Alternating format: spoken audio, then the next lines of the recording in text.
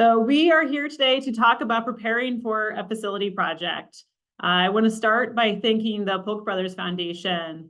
IFF is supported by the Polk Brothers Foundation, and we work with many of the Polk Brothers Foundation grantees to support them with real estate assistance.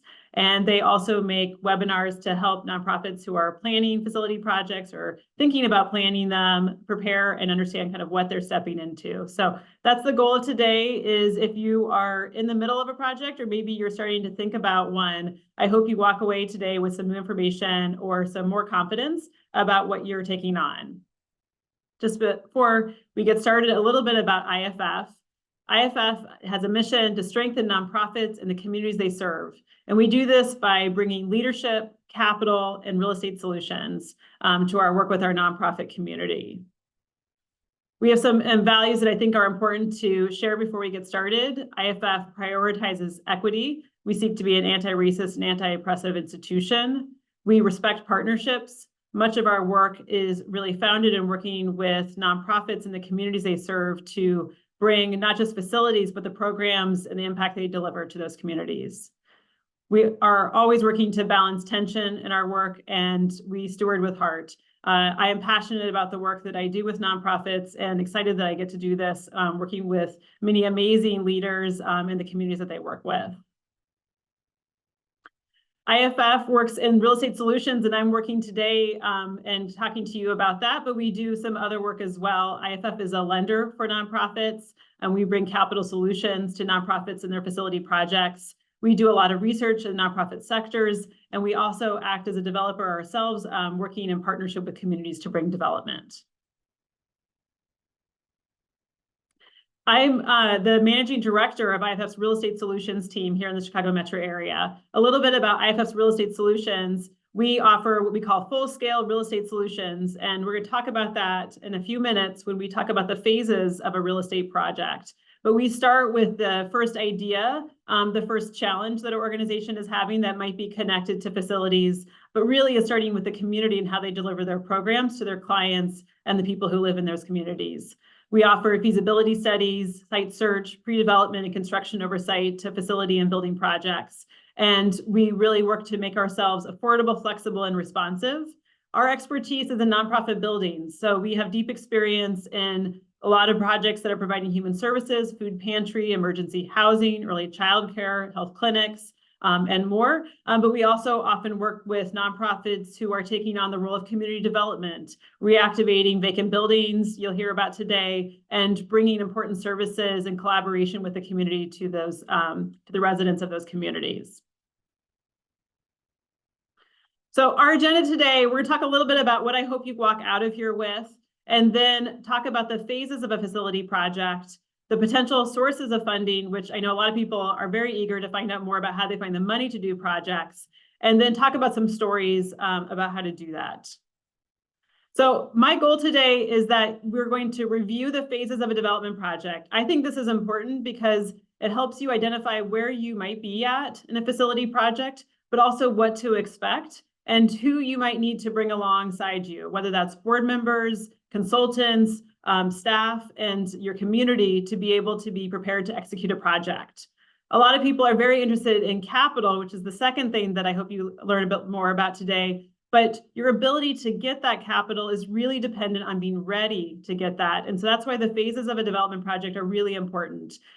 People who are successful at obtaining capital for the facility projects often work to really understand the feasibility of a project and make sure that it is something that's going to be successful for their organization, and then get a great team together to be able to execute on that. We're going to do really quick overviews of capital sources. No one's going to walk out of here today being an expert on New Markets tax credits or the Chicago Recovery Program, but I do hope that you just learn a little bit more about these to decide if they're a good thing that you should spend more time learning about for your organization. I'm also going to say that these sources of capital are pretty Chicago-centric. I lead the team here in the Chicago metro area, and so the city of Chicago is one of the big sources as well as the state of Illinois. So if you happen to be joining from somewhere outside of the Chicago metro footprint, I think you'll still find something today to take away, but you're going to hear a lot of focus on Chicago. And the last is that we're going to share some project stories. This is important, I think, because there's a lot of common challenges that people encounter and sometimes feel like they're unique to them. Real estate is hard, and there's a lot of things that are unforeseen, and that's like a big part of the game. So we're going to talk about some of those common challenges and how you can be prepared for them. We're also going to talk about the timeline, how long it takes for organizations to get to facility completion. And then I hope you also find some inspiration as you're going through your own facility project. So starting first with the phases of a real estate project. This timeline here starts with the feasibility stage of a project, and that's the idea, the vision, the identification that there's a facility need that an organization is struggling with, that they want to be able to make more impact, that the facility might be holding them back, and the question of how they might be able to address that. Moving through site search into the pre-development stage, where there's the identification of a property, putting together the development team, going through the construction, and last but not least, the exciting stage of occupying a property. So I want to talk a little bit about each of these stages so that you can think about what your organization can be doing in those, as well as the roles and responsibilities and expectations that you should have for those phases. The first is a really important stage, which is the feasibility. The goal of this stage is to define the project parameters. We start with asking, how will a facility make an impact? How does a facility support your organization's mission? And how does a facility serve your clients and communities? Ultimately, we want the building to follow what your mission and your ability to support that through money is. So there's no mission without money, there's no money without mission. The facility really needs to be grounded in what an organization does to serve that population, but also making sure that it's going to be financially sustainable. This means not just the upfront costs of raising money to build it, but also the ongoing occupancy costs of being able to run it. Sometimes organizations are growing substantially into new space. And how does an organization think about growing its revenue and expenses to be able to occupy that space and to pay for the costs of staffing, as well as just keeping the lights on and paying for the other occupancy costs? So that's the second thing, is what's the proposed business plan? How will a proposed facility project change an organization, and what does an organization need to do to review its revenue and expenses, and what programming will change in a new building? And then finally, is after that conversation around the business plan, is thinking about the space needs for an organization. How does an organization use space today? Is it through classrooms? Is it through program delivery spaces? Are those going to expand? Are they going to grow and change into a new program area? And what does this mean for how you deliver your space in a facility? What are the geographic focus of where the organization would like to locate a building? And are there unique facility requirements? This is also the time an organization might consider if they want to lease versus buy. Today, the capital sources are generally available for rehab of acquisition and own sites, but some of these are also available for organizations who are leasing spaces. The other thing that we would talk about in the feasibility stage is potential sources of funding. So that's what we're going to get in today in the second part, just talking about public sources, federal sources like new markets, tax credits, and opportunity zones, grants, capital campaign, and loan. And then to think about the next steps. Who is engaged for your organization as a decision maker? Is it staff? Is it board? Are there other leaders within the community that you want to engage to think about that? And what are your decision-making criteria? Often we think about the cost and the impact as it relates to mission and programs. And that ultimately can lead to what facility option is the best solution for your organization. Then we think about what are the assumptions that we want to use to inform our site selection. So if a facility decision is made about leasing versus buying, location and size, how do we create that into some project parameters to help inform the site selection? The next stage is site selection. Sometimes people ask how long this might take. And I would say on a short end, you can expect to search for 3 to 6 months, but some organizations spend much longer. It really depends on the availability of properties, as well as the budget and the ability to use that building for your proposed program, especially if there's something like a zoning change that might be required for you. Many organizations we work with use a broker or project manager or both. Brokers and a project manager do similar but different skills. A broker is typically paid by a commission from a seller if the property is listed. But a broker may not be paid through a commission if the property is listed by this, it was not listed or is sold through the city of Chicago or through the Archdiocese. So if you're thinking about off-market properties, it would be a good idea to explore some of those off-market properties before you talk to a broker to see if one of those might be a good fit before you look for listed properties. We recommend identifying a short list of properties that fit your needs based on those project parameters that were identified in the feasibility stage, and then narrow it to identify what the construction scope and cost would be and develop a development budget and an operating pro forma. The next step would be to consider things like environmental inspections and other site-specific things that you need to know before you move forward, as well as understand the zoning of a building and whether your programming will be allowed to deliver in that space. Finally, you would be in a position to negotiate a lease or a purchase contract. And I want to recognize that a lot of times this is done concurrently with a fundraising campaign. So you may be raising money at the same time that you're trying to identify property. And this can often be challenging, as many people may say that they want to see site control or evidence of ownership of a property before they would be willing to give you a capital award.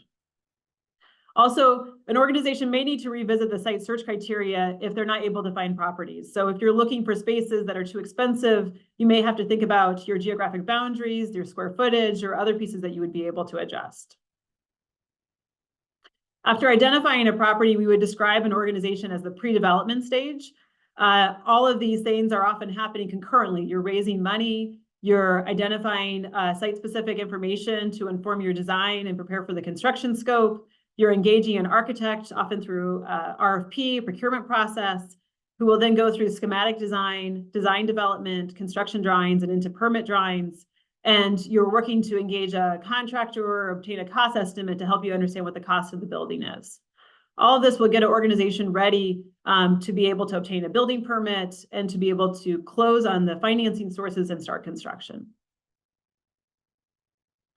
And then next is the construction and occupancy stage. So construction cost and duration are going to be tied to the size of the space and the scope of the renovation. We talk about minor renovations being kind of paint and carpet replacement, moderate, where you might be changing the layout of a building and improving the building systems, and a gut renovation where you're really stripping everything out down to its core and shell and improving most or all of the systems. The role of an owner and an owner's representative in this space is to usually attend a weekly meeting or a regular meeting with the owner, architect, and contractor to review progress, to also track unforeseen conditions and how the contractor and the architect are proposing dealing with this. This might mean things like a change order, that you are going to adjust the scope and could lead to additional costs. So most projects have a contingency for unforeseen conditions to be able to address this. It's also responsible to make monthly payment requests to the general contractor and to finally at the end be able to work through a punch list process to accept the work. The owner is also responsible for coordinating with vendors that might include things like signage, security, furniture, and low voltage. And typically this is when you would be training maintenance staff and reviewing the warranty information after accepting the property. All right, so now we're going to jump into potential sources of funding. As I said, potential sources of funding are really tied to your readiness. And so your ability to know what your program is and to be able to identify that story of what this is important for your organization and why you'll be successful at operating it once you receive the funding and build it. So that's a really important piece of this. As I said earlier, my goal here is I'm going to run through a lot of capital sources. Here's a list of some of the things that I'm going to talk about today. And you might have a lot of questions. There's a lot more information out there, both on the internet, as well as if you contact these organizations or people who have the experience with the source of funding directly. IFF, because of our work with nonprofits, regularly works with all of these sources of funding. And it's not uncommon for us to see 3, 4, even more sources of capital in a project. And so a lot of it's really understanding the timing of when those sources will be available for your project and whether you need to find some sources to be able to bridge it. That's why we talk about a loan and a capital campaign at the end, is to be able to think about when this cash is available for your project to be able to pay for both pre-development expenses to an architect and to other vendors, your acquisition costs, as well as your construction costs. So let's jump into it. The first one we're going to talk about is something called New Markets Tax Credits.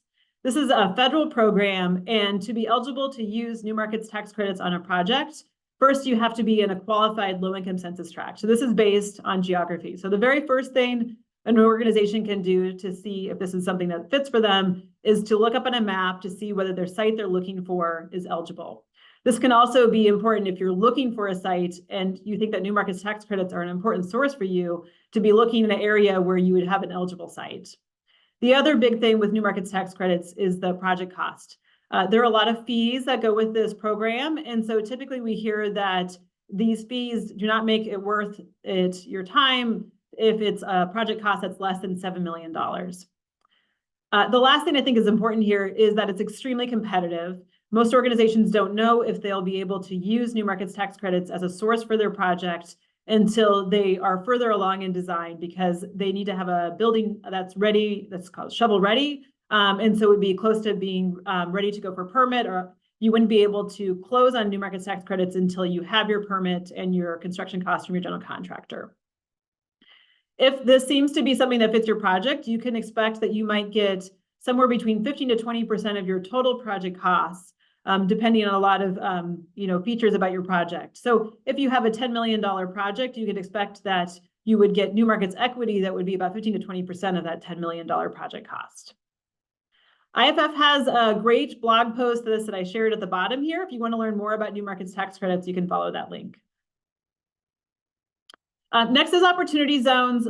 People sometimes ask about this. We see this less often in nonprofit projects. Like new markets tax credits, opportunity zones means that you have to be in a qualified low-income census tract. But this is really a program for tax-paying investors who can make equity investments. So what does this mean for nonprofits who don't pay taxes?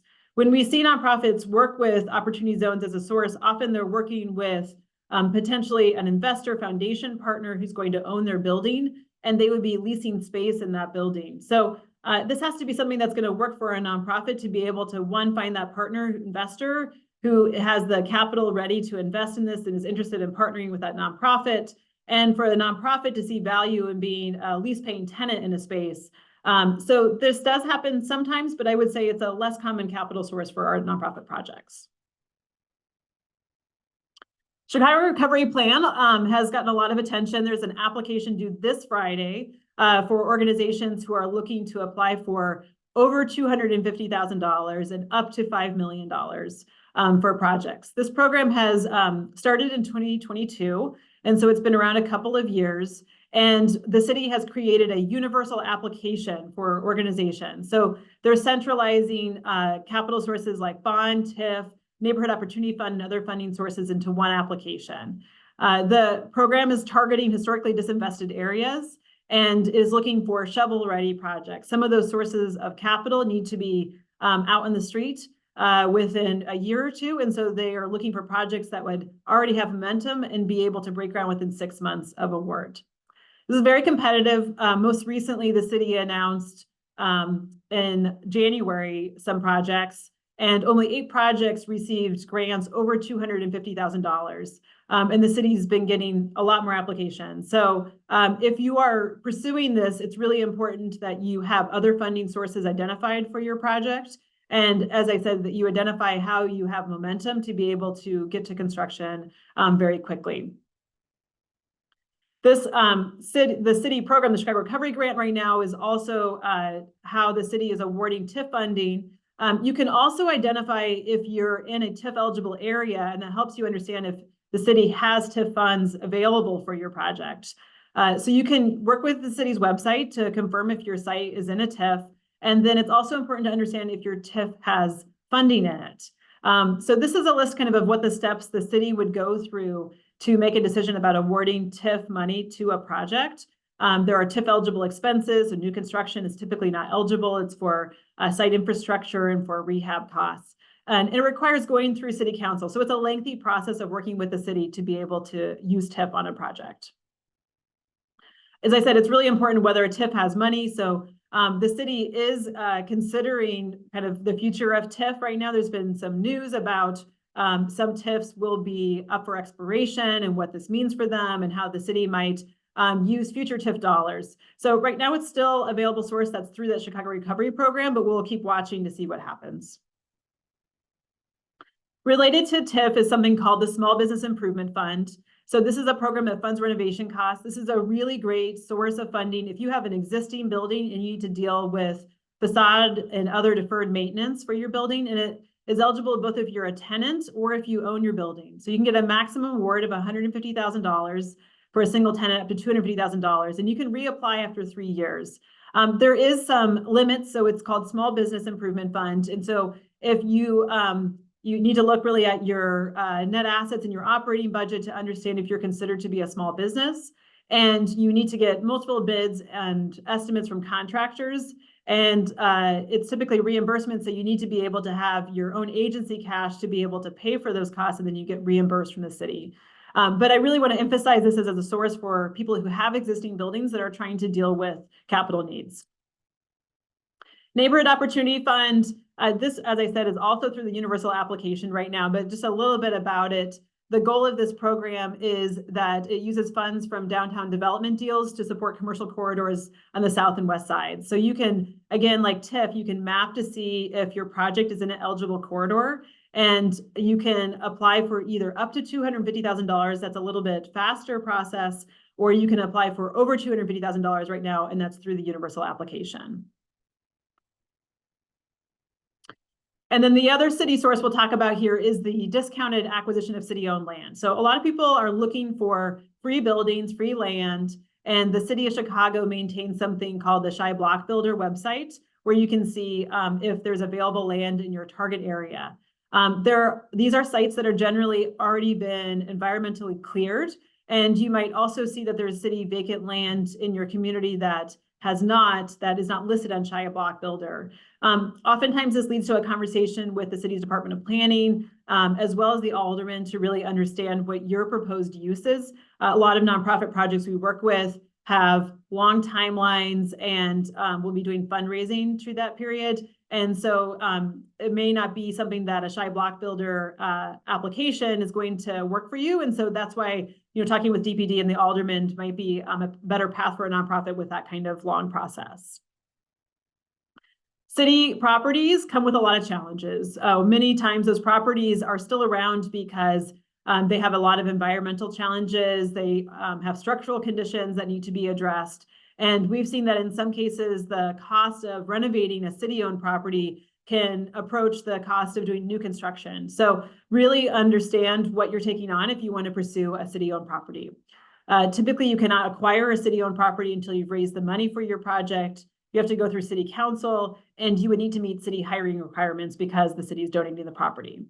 The city also typically restricts the use of that property for sale only to future nonprofits. And so it might limit your ability to be able to use that as a net asset and sell it at a future time for your organization. All right, so moving on from the city, Landmarks Illinois has multiple grant programs. I'm going to quickly touch on a couple of them. The reinvestment program is a revolving loan fund that offers pre-development funding at lower 0% interest rates. And this is really important. As an organization, if you're struggling to find money to be able to pay for an architect, a project manager, and other costs during the planning stage of your project, this reinvestment program can be a potential source to be able to pay for those costs. A lot of the capital that an organization is raising is not available until the construction phase, and it can be really hard for organizations who are raising money for their operations to also find the money to pay for the pre-development costs as they're going through this. There are also grants that are available for properties between $500 to $5,000. They do 2 rounds, and this is for projects that might be under threat of demolition or other need stabilization or other important immediate needs. If you are in the state of Illinois, then DCEO is a common source for nonprofit projects. DCEO capital grants are really identified in partnership with your state rep. And so there's no direct application process. So this is why it's really important to have close relationships with your representatives to be able to talk with them about their facility needs. The more that you can identify what that facility means for your organization and the cost that you might need from the state of Illinois to support it, the more successful we see your organizations. The DCO also has something called an Equitable Energy Future grant program open right now that's due in June. And you can apply for grants between $250,000 to $1 million if you are doing projects that have energy efficiency and renewable energy as part of those projects. And then next is affordable housing. So most often we are working with nonprofit spaces that are not doing leased rental housing, but we do get questions from organizations, especially as they think about using part of their community center to be co-located with housing, or have a longer strategic plan for their community to bring affordable housing. Affordable housing has a couple of common sources. One is the low-income housing tax credit, and it's really important that an experienced developer be working on that project, as it's part of the scoring criteria. In this area, there are two people who award low-income housing tax credits: IDA, the Illinois Housing Development Authority, and they typically use something called a preliminary project assessment to identify ready projects to green light for application. And the city of Chicago also has a 9% low-income housing tax credit process. Typically, these 9% credits are matched with other soft funds like TIF and Affordable Housing Trust Fund, HUD, CDBG, and home funding to be able to deliver those projects as well. And another affordable housing source is permanent supportive housing. And Illinois Housing Development Authority has a permanent supportive housing funding program as well. These projects are typically a little smaller density, so 40 or fewer units, where at least 50% of the units are permanent supportive housing. So that means that those populations are being matched with flexible voluntary supportive services, and that they're also looking for partners who have like a healthcare focus to address community health disparities in those projects.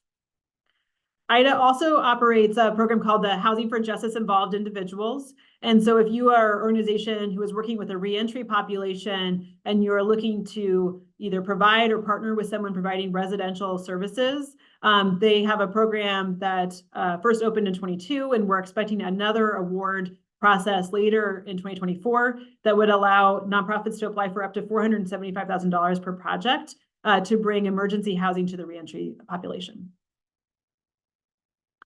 And then there's a couple of other sources. The Federal Home Loan Bank, this is again an affordable housing source, can provide subsidy for projects, as well as the Chicago Low-Income Housing Trust Fund that can bring sources. Again, I'm not going to go into these. I just want to share these because a lot of times people are working on developing projects and are looking at potential capital. Next is we're going to talk about funding for green and energy efficiency improvements. So I always recommend people start with ComEd and People's Gas. So if you have an existing building and you're a customer, you can see if you qualify for a free facility assessment where a third-party vendor is going to identify if there's energy savings that you could pay back based on the cost of the savings that you would have if you bring those energy efficiency improvements. We also work with Elevate, who works with nonprofits to identify energy-related facility needs. And then I wanted to highlight the Building Energy Resource Hub, which was recently created by the Illinois Green Alliance, that has some information about ComEd, People's Gas, as well as some other financing pathways to bring energy efficiency improvements.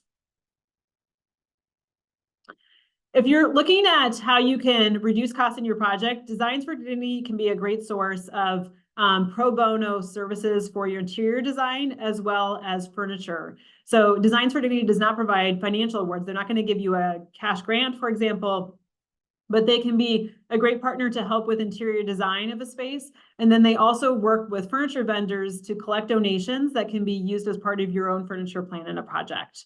So they accept applications on a quarterly basis, and they've worked with many nonprofits in the Chicago metro area, and I think provide a really excellent way of bringing some high quality finishes to an interior space. Let's talk about loans for a minute. I put this at the end because people don't usually want to start with thinking about debt as a source of capital for their project, but it can be a really strategic source. And there's some things to think about if you are thinking about borrowing money to pay for a project. One is a traditional bank versus a CDFI loan. And so first, really thinking about who you bank with today and whether you've talked with them about being a potential source of debt for your project, and understanding what that would look like if you're eligible, what the terms are and the rates, understanding if there's things like prepayment penalties, which means that if you raise money in the next few years, can you pay off that loan, or is there a financial cost to doing that? Financial covenants like that you have to have a certain amount of cash flow per year, or other restrictions on how you operate your business, and things like, is there an appraisal required that would say that you would only be able to borrow, say, 70% of the appraised value of a property. So one thing that distinguishes a CDFI from traditional banks is that many of these things are more flexible and are focused on serving nonprofits. So IFF is a CDFI lender for nonprofit projects. And for example, we don't have an appraisal requirement for loans under 3 million, so that we can really think about what the total project need is and the ability of an organization to have the cash flow to pay back that loan. Another type of loan is what's called a bridge loan. And this is important for organizations who are trying to raise money and they won't have the funds from the grant source until construction completion. And so a capital campaign bridge loan allows you to borrow money during the construction period to be able to pay your contractor during the construction, pay apps. And then once the grant funds are received from a source, you would be able to pay that bridge loan down. This is something that can take some time to put together. And so I encourage anyone to think about whether they need to bridge some of their grants because they won't be available at the construction start, and to understand what the cost of those funds is and the timeline to be able to get that kind of approval. And then thinking about philanthropic sources. So there's a lot of things I didn't mention today that might be available in your sector that you work in, and understanding the history of your own funders on a project and whether they would consider giving a capital award to you is a really early important stage to explore when you're talking with your existing funders about what you're proposing doing for your organization. Capital campaigns really rely on your board experience, a feasibility study potentially to understand the donor network that you have today, and that might be raised if you pursue a facility project. And as I said, really understanding how you are funded today and how you might be able to leverage that network. There's also sources like Harry and Jeanette Weinberg, which can provide funding in the Chicago area for capital projects and the housing, health, jobs, and education sectors. Chicago Community Trust has a pre-development grant for nonprofits. They typically are looking for site control, so evidence that you own the proposed site. They are also looking at earned revenue opportunities and how these projects can be catalytic for the neighborhood on the south and west sides. And JCUA, the Jewish Council on Urban Affairs, operates the Community Ventures Program, which is a pre-development loan. Like I mentioned, the Landmarks Illinois program, this can allow you to access cash to be able to pay for architect and other pre-development costs before you've raised all the construction costs for your project. And lastly, I just want to recommend that people consider something called the ETOD tool. This is a website developed by the Center for Neighborhood Technology. And this is my go-to source of finding information about tax increment financing districts, new markets tax credits, affordable housing, and whether you're in an opportunity area. And you can also see how proximate you are to the transit, so understanding the trains, buses, and other features in the city. So if you're thinking about trying to do a site search, this can be a really great way. It also has some demographic information about the neighborhood, as well as zoning, PIN numbers, and political wards, and that kind of thing. So I also will just mention this website is really trying to promote equitable transit-oriented development. So how we think about locating community assets near our transit, and also think about the role of community voice in designing and preparing and planning projects. All right, so the last section I had today before we move to some time for questions is to talk a little bit about some stories of people who have succeeded and who are seeing their capital projects come to completion. And as I said, this is a couple of reasons I'd share this. One is I think we all need some inspiration because it can take a long time to get to these projects. And so seeing that people are successful can keep us motivated during those long years. Also because it's really common to encounter challenges in a project. And I think it's helpful to see that it's not because you did something wrong, but because these projects can be really hard, that it can be hard to find the money, it can be hard to find the time, and it can be hard to find the great development team to be able to support you along the way. And so seeing what people have done when they've encountered those challenges to be able to navigate that can be an important thing to keep you going through those times. So I'm going to start first with a project, Latinos Progresando. So Latinos Progresando is in the Marshall Square neighborhood of Little Village. And in 2015, they identified that there was a closed Chicago Public Library that they wanted to reactivate. They wanted space for their headquarters, and they also wanted space to lease to two tenants, Esperanza Health and the Lincoln Park Zoo. And they first started a conversation with the city in 2015. And if you follow this timeline, they just opened their building this last summer. So this project took 7 years to be able to get to completion. And that's a long time, but given the challenges of working with city-owned property and fundraising during the pandemic, is something that we saw across other nonprofit projects as well. I want to note that they use something called a Section 4 HUD capacity grant at the feasibility stage of their project, which was a grant that covered the cost of working with IFF and architects to help do a feasibility study to plan their project. IFF worked as an owner's rep supporting the design and construction oversight. And what was challenging on this is that Latinos Progresando had to raise all of the capital before they were able to acquire the property. So they didn't acquire the property until the day they were basically ready to start construction, when they had obtained a building permit and had raised all the money. So this is challenging to raise money when you don't have that. They require kind of complicated right of entries with the city to be able to do due diligence on the property, and it made it challenging to raise the money. And you think about the amount of money that an organization has to invest in the cost of architecture and other pre-development costs when they don't own the property, and ultimately are still worried that the city could make a choice to give that to another organization. So this pre-development phase lasted 6 years, and the total project cost was $4 million and included sources like Neighborhood Opportunity Fund, We Rise Together, a CDFI loan, and a capital campaign. Another similar story, because it has a public building, is the Chicago Children's Theater, which is in the West Loop. So this was a former police station, and it was really important for Chicago Children's Theater that they have a central location so that they didn't have a connotation with the neighborhood. They didn't want to be perceived as being a South Side or a West Side or a North Side organization. And so working to acquire that property was one of their goals. But they really had to take on significant financial risk as they invested money in environmental remediation. And so while they only paid $1 for the building, the cost to their project of the consultants and site due diligence that they had to do in that property was significantly higher. And as I said, this is not uncommon for city-owned properties. The contractor noted that this building was really durably built. As you might guess, it's a police station. But as you think about needing to do a gut renovation for their program of providing a theater space in it, that can also be challenging. So just really understanding the core and shell of your building, but also what the renovation needs are. This project was $8 million, and they used a lot of state of Illinois money in addition to an IFF bridge loan and a capital campaign. Little Angels Learning Center is a childcare center in Inglewood, and they operate out of a church in a large room that they put dividers up so that they can operate 4 childcare classrooms. It was a challenge for the organization because they have to take down their classrooms every Friday so that the church can use that space on the weekends and then put the classrooms back up on Monday morning. In 2018, they got a $2.4 million grant so that they could expand with a focus on the birth to 3-year-old.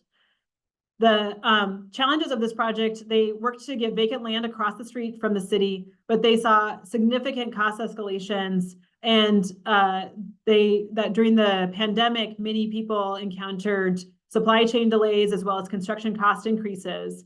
It made it really challenging as they were doing fundraising to keep identifying additional costs in their project and see it increase, and funders to kind of lose confidence in their ability to deliver and get to construction. So the timeline for pre-development on this project was 5 years to be able to get from the initial design to being construction ready.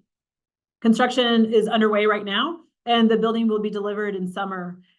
It's a total project cost of $7 million, and you can see here the long list of sources that they put together to be able to get this project done, including PCEO and OMI, which is the Office of Minority Employment, the City of Chicago, We Rise Together, McCormick and ETOD grants, in addition to having a CDFI loan from the Chicago Community Loan Fund for both bridge and permanent debt. My last story here is MAFA. MAFA is in West Guilford Park, and they operate out of the former St. Barnabas Episcopal Church. They provide a residential gun violence prevention and workforce development program, and they're proposing renovating the church to have an intergenerational art space that also does grassroots activism training and facilitation. The MAC, as they call it, is part of the Chicago Prize winner. The Pritzker project is partnered with the Sankofa Wellness Village. So IFF is providing owner's representative services on this, and I want to highlight that initially the proposed design for this project greatly exceeded the budget.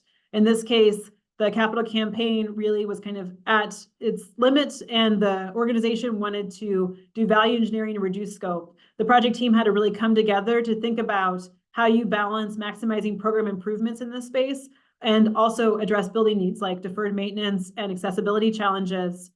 The project is currently completing the design after rescoping and expects to submit for permit this summer and be able to open in time for Juneteenth in 2025.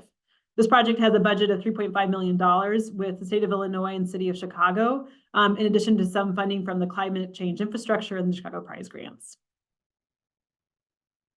All right, so I'm going to wrap up here and then open it up for questions from people. I wanted to just take a minute and talk about IFF's Real Estate Solutions team and how we support people through these projects.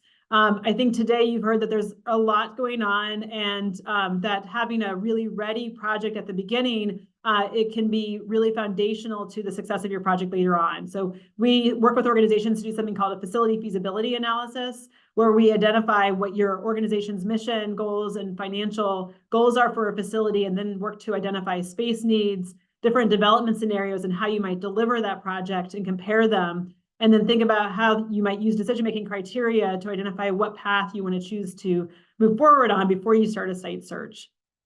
IFF also helps with providing scope and cost estimates of buildings as organizations are going through a site search.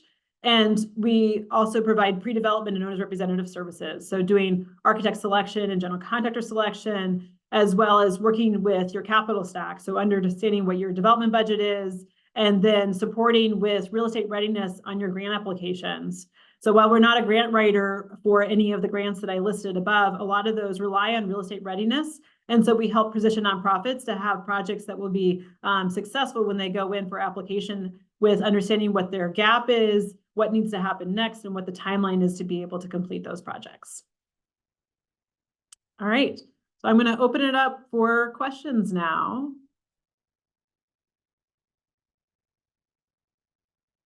And I would say you can take yourself off mute.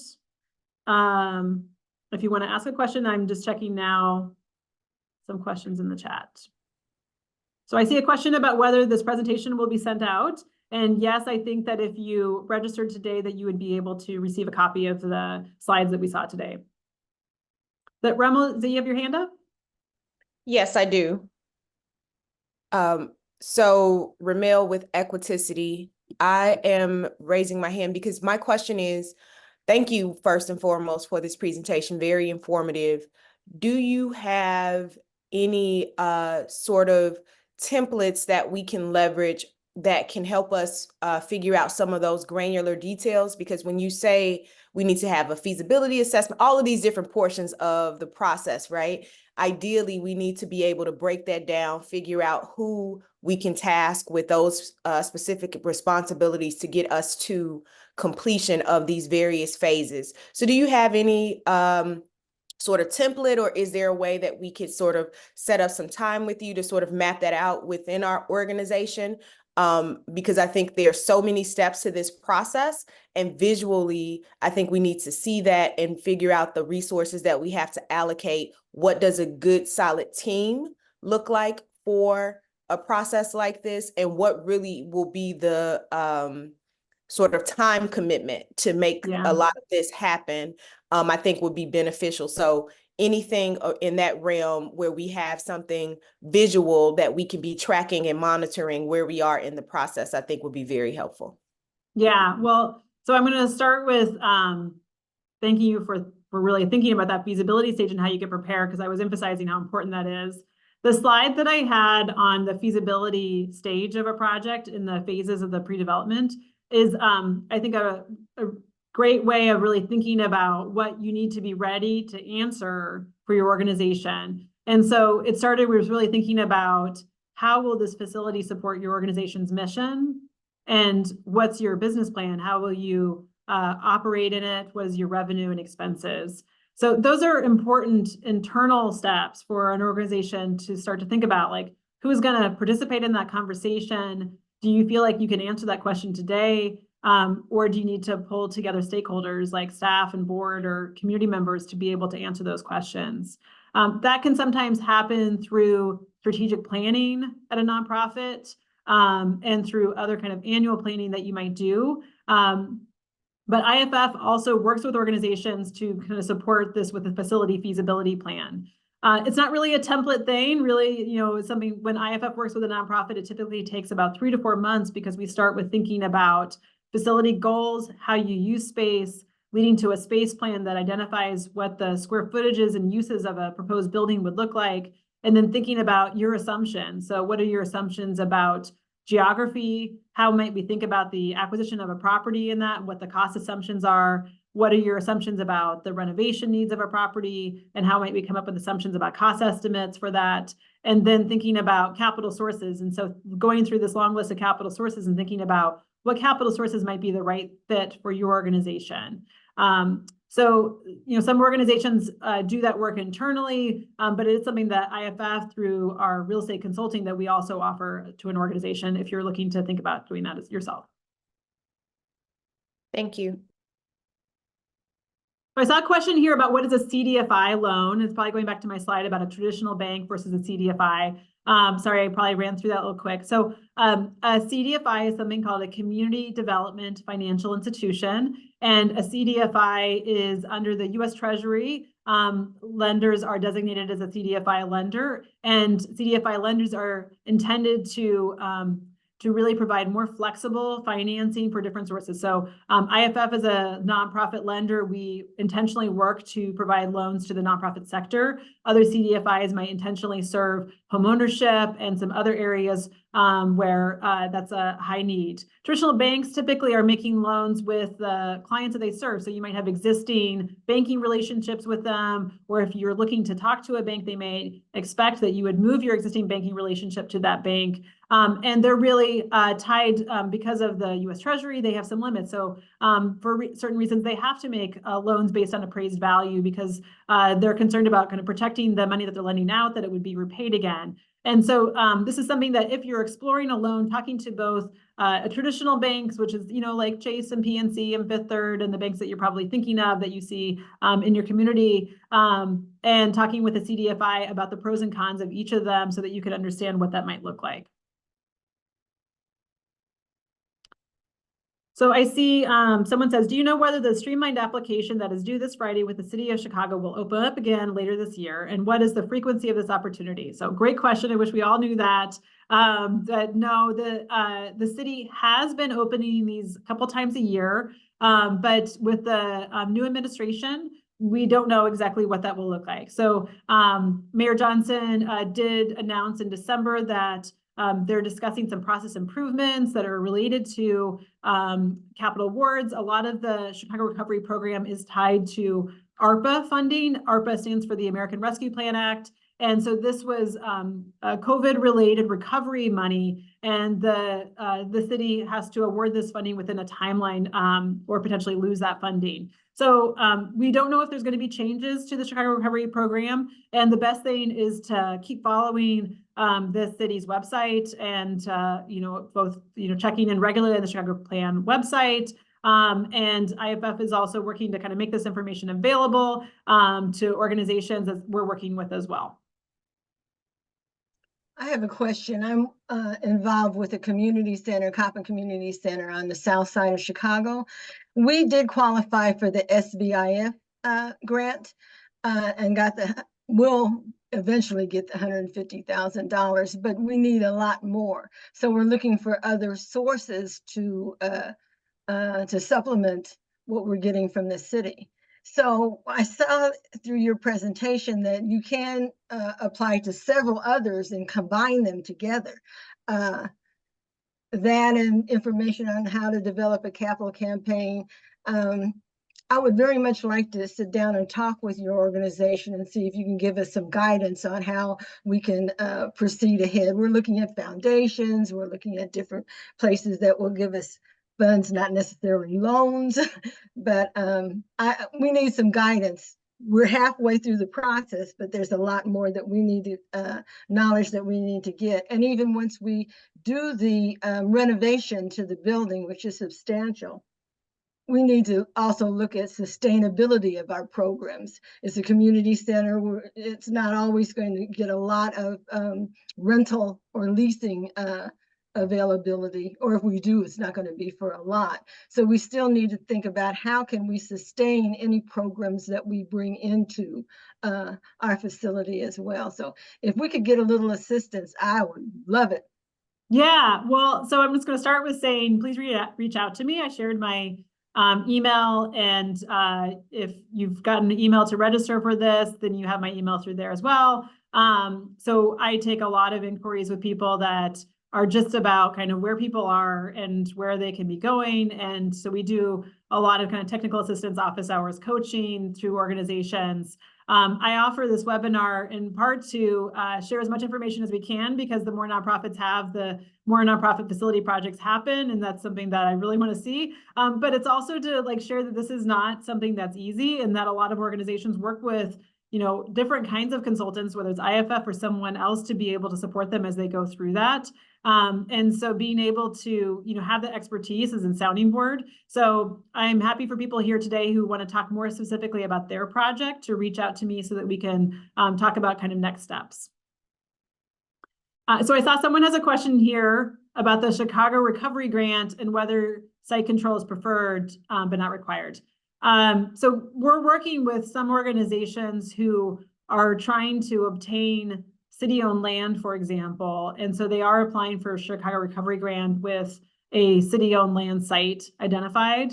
And so I think that might be one example of a preferred, that they like to see a site control, but they don't require it because they understand that you would need to have the capital from the Chicago Recovery Grant to acquire the property through the city.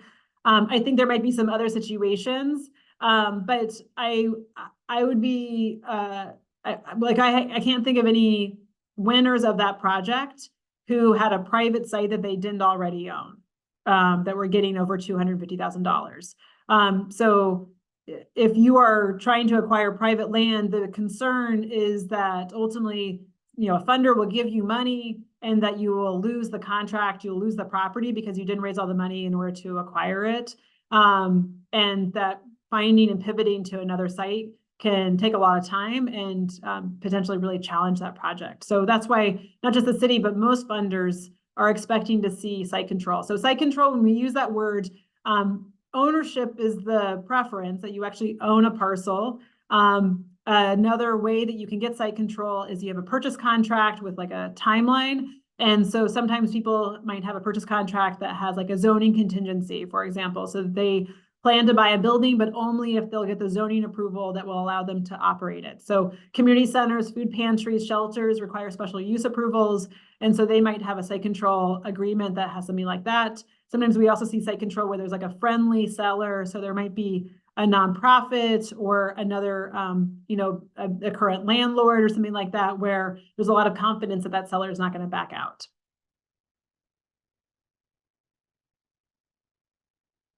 There's another question. Are the Chicago Recovery grants less than $250,000 more or less competitive than the large grants? I think that the grants under $250,000 are substantially less competitive, but you need to have evidence that you have the other funding raised for that project and you have site control. So those, if you're looking to do kind of small renovations on a project, those can be a great fit for building out a space that you're able to deliver relatively quickly without a large budget. A lot of the nonprofit projects we see are substantially larger than $250,000, which is why those grants are not available. And just for people to understand, the reason that the city sets $250,000 relates to a requirement that city council approve grants over $250,000. And so there's significantly more what do you call it, hiring and other requirements, procurement requirements with grants over $250,000, and that's tied to the city's like own rules.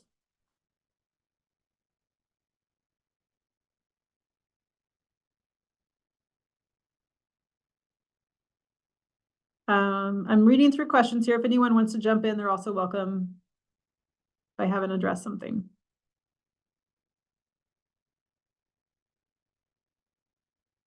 Okay, so I think the last question I see in here is, should you apply for the Chicago Recovery Grant if you're most likely not going to be breaking ground within 6 months? And I would say absolutely. I would encourage anyone who is trying to get city money to apply, even though it's time intensive, to be able to pull it together. I think more important to me than whether you could start the groundbreaking within 6 months is your other raised sources of money and your remaining gap. And so understanding what your timeline is to be obtained the capital that you don't have yet. So if you're applying to the city, so you have a $10 million project, you've raised 2 million and you're applying to the city for 5. I mean, that means you really have an $8 million gap. And so if the city gave you 5, you'd still have to raise another 3. So that would be a challenge. And I think the city is concerned about awarding funds to projects that show that they still have substantial additional amounts of capital that they have to raise.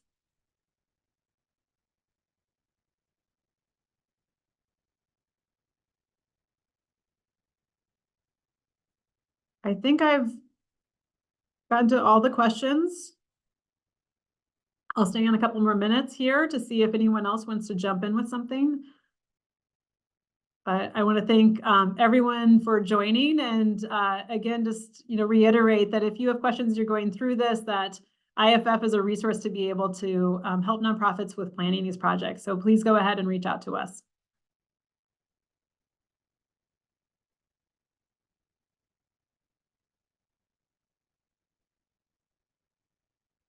All right, thanks everyone. Have a great day. Thank you.